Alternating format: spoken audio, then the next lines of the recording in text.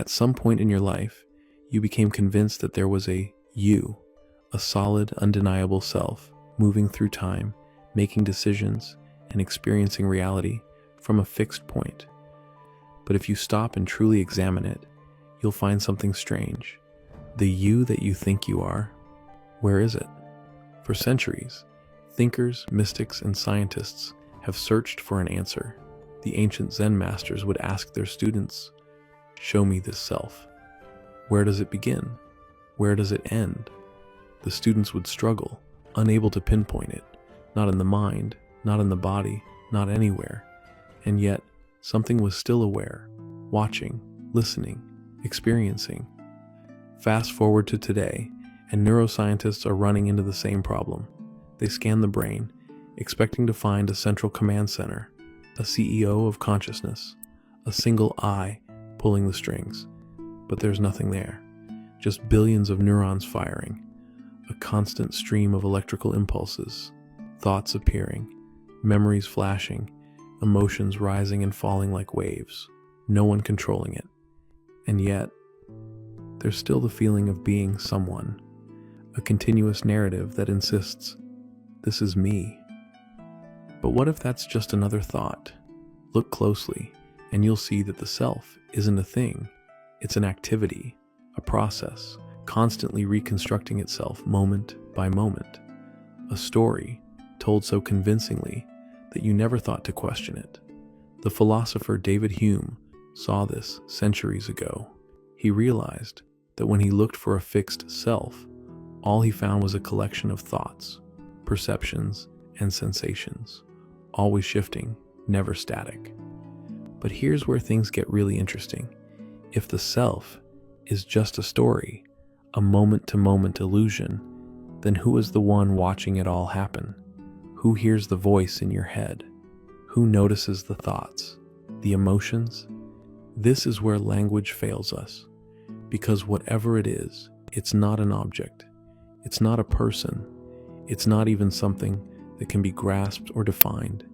It's simply awareness itself, silent, boundless, always present. Ancient spiritual traditions called it the witness. Scientists describe it as the field of consciousness.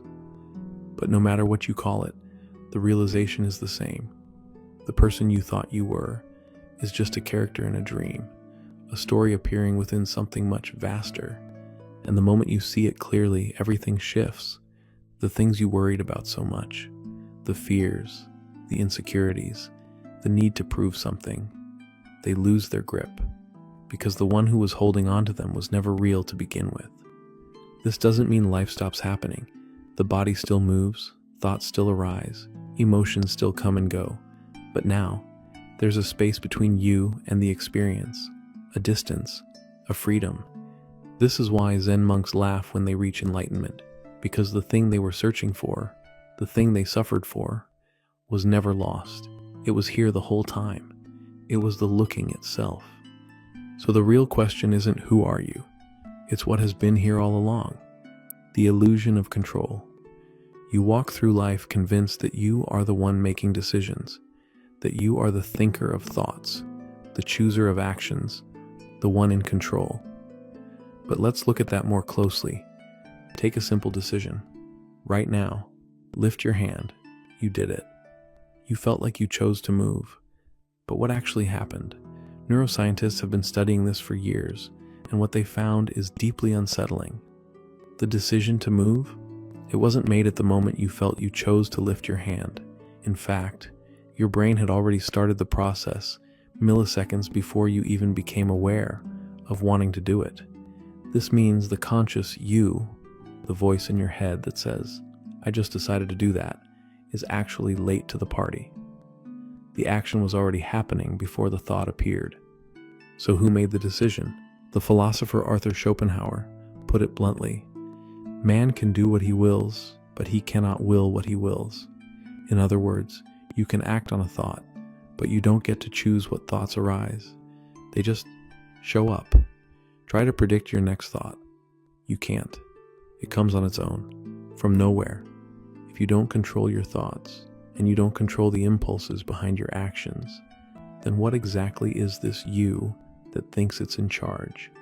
And this is where things start to crack. The idea of control is comforting. It makes you feel like you have agency, like you're steering the ship. But if you really look, you'll see that life is happening, spontaneously, without effort. Your heart beats on its own. Your breath flows in and out. Your body digests food. Your brain generates emotions, all without your input. Even what you call your personality is a product of genetics, experiences, and conditioning you never chose.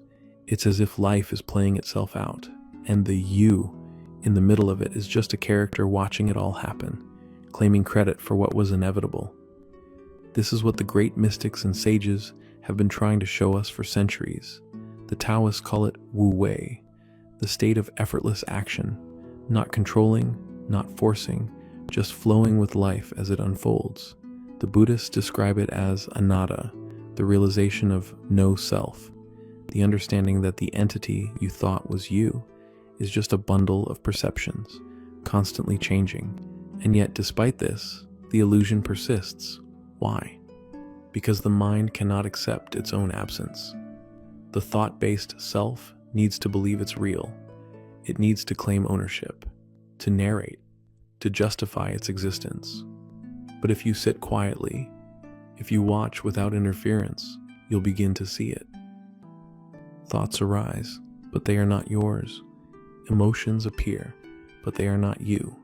The body moves, breathes, acts, but there is no someone doing it.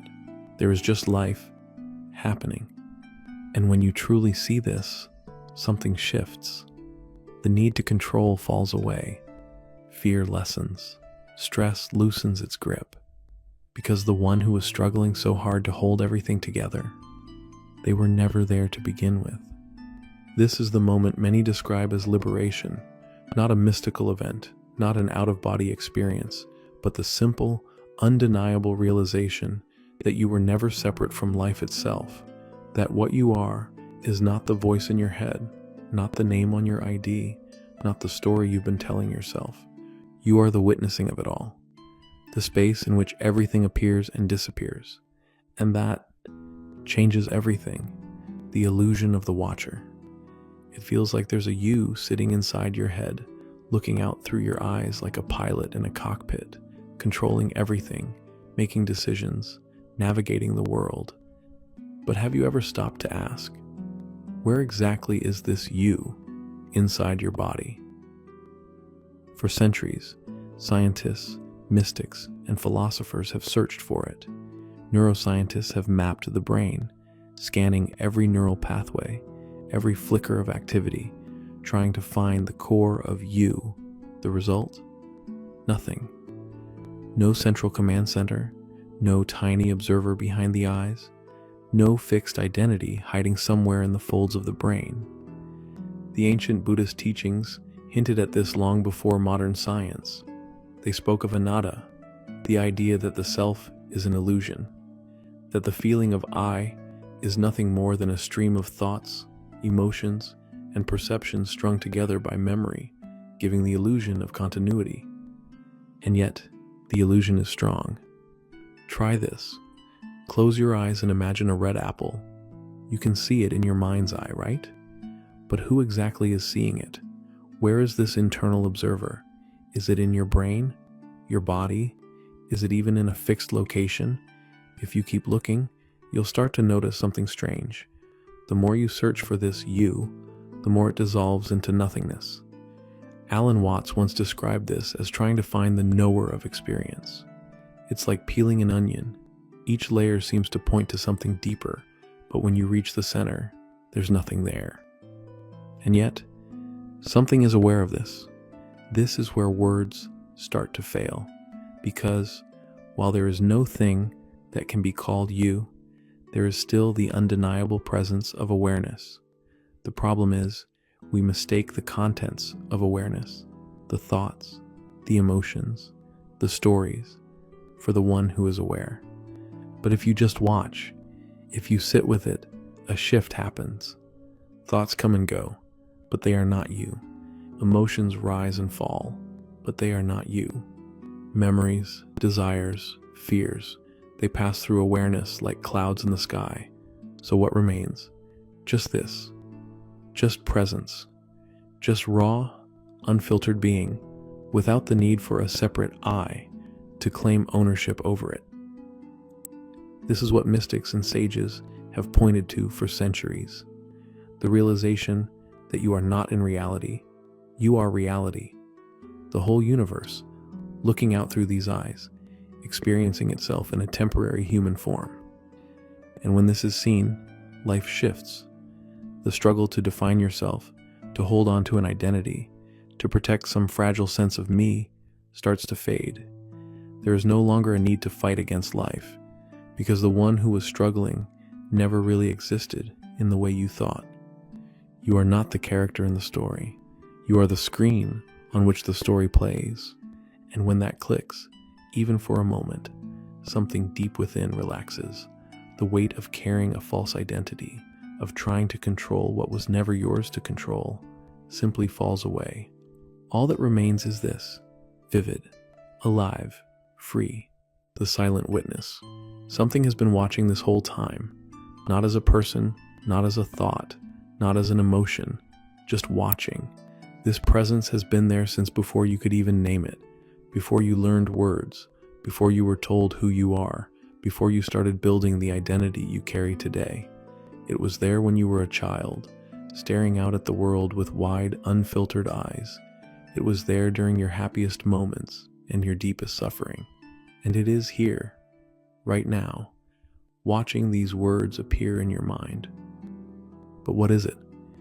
You might assume it's the voice in your head, the narrator that comments on your every move, the one that judges, plans, worries, and replays the past.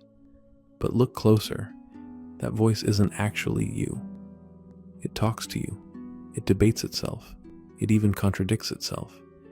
It's like an overactive radio playing in the background, shifting between different characters, perspectives, and emotions.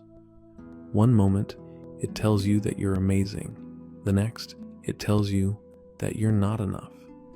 If that voice was truly you, it wouldn't turn against itself. It wouldn't be able to watch itself speak. But there is something deeper than the voice, the one who notices the voice.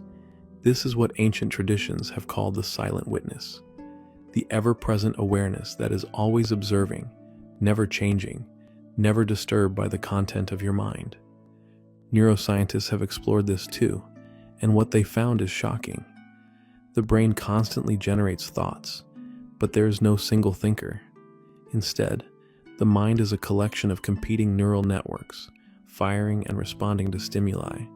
The illusion of a stable self is just that, an illusion created by the brain stitching together experience into a coherent narrative. But the deeper you go, the more you see that there is no one inside doing the thinking. Eastern philosophers understood this long before science caught up. The Taoists spoke of the empty mind, a space where thoughts arise and dissolve on their own. The Zen masters would ask their students, "Who were you before your parents were born?"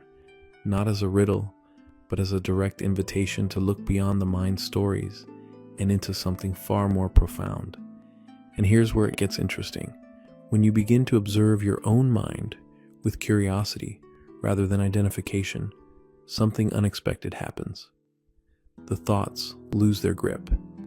The emotions, once so overwhelming, pass like ripples on the surface of a vast ocean. Even the sense of self, this long-held belief that you are a fixed, separate entity, begins to soften. Then comes the realization that shakes everything. You have never been the voice in your head. You have never been the name, the identity, the story you tell yourself. You have always been this presence, this quiet awareness that needs no name, no definition, no label. And the moment you stop chasing an identity, the moment you let go of the need to define yourself, you become something much bigger than a person with a history. You become life itself, experiencing, unfolding, moving effortlessly through existence. Reality was never personal. It was never about you. And yet, here you are, awake, aware, and free. The self that watches itself. There's something unsettling about staring into a mirror for too long. At first you just see yourself, your features, your expression, but after a while, something shifts, the familiarity fades, and you start to feel as though you're staring at a stranger. This moment, brief as it may be, reveals something profound. The self you believe you are isn't as stable as it seems. Neuroscientists have been trying to pinpoint the exact location of this you inside the brain. They've mapped emotions, memories, and cognitive processes down to neural firings. But what they haven't found is a central command center, a place where the self sits and makes decisions. There is no CEO inside your mind, no operator behind the controls, just a web of electrical impulses firing in reaction to stimuli. The Greek philosopher Heraclitus once said, "You cannot step into the same river twice. The water is always changing, always flowing. The same is true for the mind. The thoughts you had yesterday, the emotions you felt this morning, the identity you cling to, they are constantly shifting. And yet, you still feel like you." Here's the paradox. If the self is always changing, then what is the part of you that stays the same? The part that's aware of the change? The part that notices your own thoughts, but is separate from them?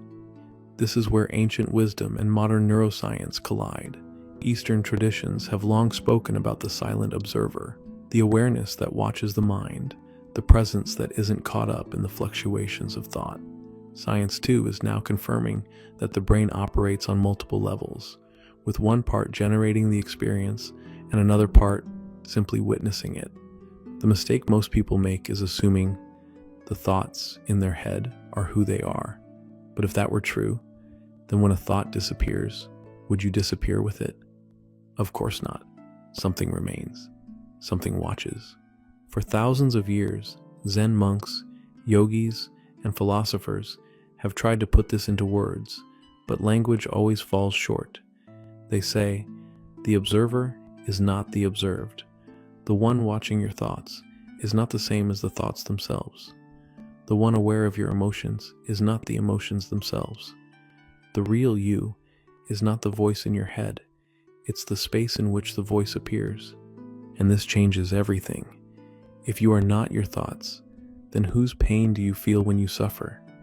If you are not your emotions, then who is the one reacting to them? If you are not your identity, then what remains when it dissolves? This realization isn't just theoretical, it's something that can be directly experienced. The moment you stop identifying with the stories your mind creates, the moment you step back and observe the observer, the illusion begins to shatter. And what remains is something so vast, so empty, yet full, that it defies explanation. So if there's a self that watches, who's watching the watcher? The moment you glimpse this, reality shifts. Have you ever felt that strange moment of self-awareness? Share your thoughts below. And if this video opened your mind even a little, subscribe for more insights that might just change how you see everything.